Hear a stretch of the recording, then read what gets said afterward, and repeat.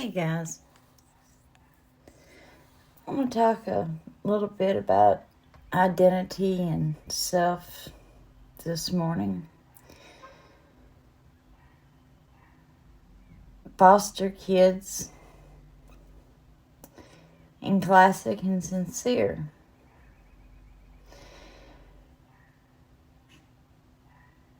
And with classic and sincere and Jacqueline and Giselle,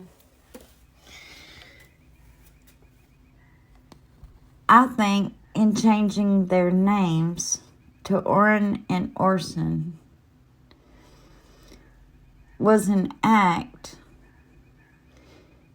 of tearing down their identity and tearing down their self, an act of abuse that was,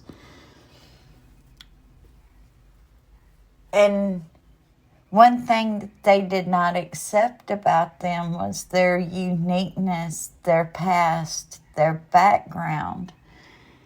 And that goes back to window shopping for kids. You know how we go through brochures and we look for kids with certain hairstyles, certain eye colors, certain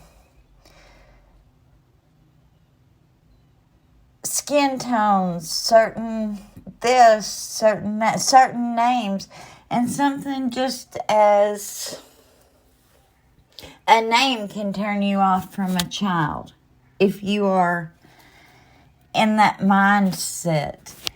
And you know, it is recommended with the foster care system when you adopt that unless it is a safety concern, a security concern for that child, that you do not change their names, because they already come to you.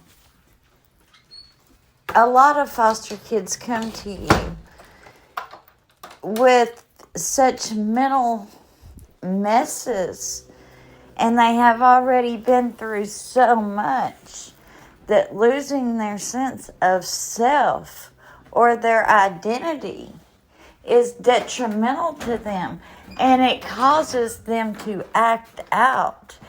And that takes me, it reminds me of Trezell saying they were rambunctious. Rambunctious. He used that word a couple of times about their rambunctiousness.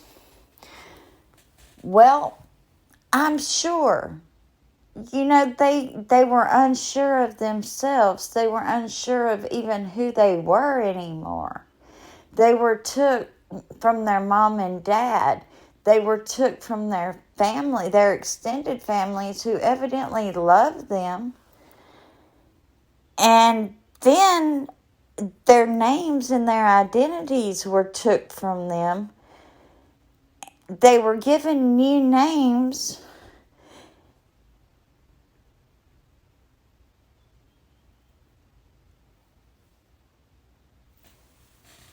And everything changed for them. So I'm sure that they were acting out.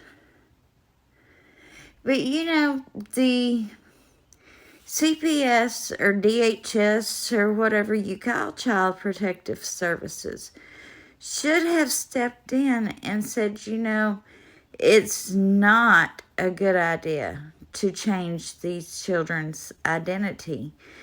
And, you know, they had very unique names. And you were taking the most unique thing about these children, and you're changing that. You are taking their sense of self. You are taking their identity. And you are forcing new names upon these kids. So I'm sure when they started calling for these kids, Orrin, Orson, they didn't know who they were. They didn't know that they were being called for dinner. They did not know that they were being disciplined. They didn't know that they were being Try calling your dog a different name than what you have called that dog for the past 3 or 4 years. Your dog is not going to respond to you either.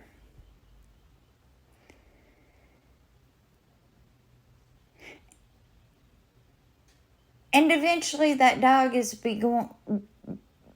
going to become rambunctious.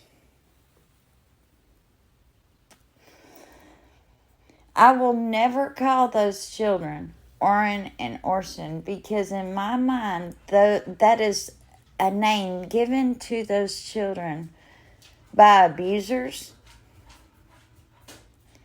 and murderers.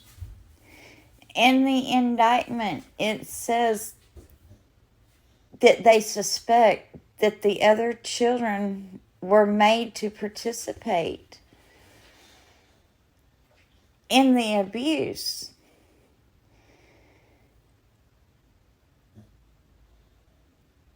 And it could have very well been over trying to teach them what their new names were. We don't know. But when one loses their identity and their sense of self, a lot of behavior problems can present. Look it up. It's Basic Psychology 101.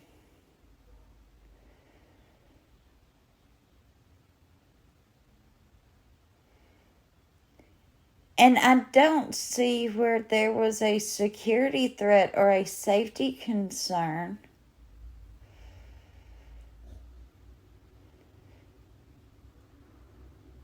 that was so bad that it required the changing of these kids' whole names and identities, like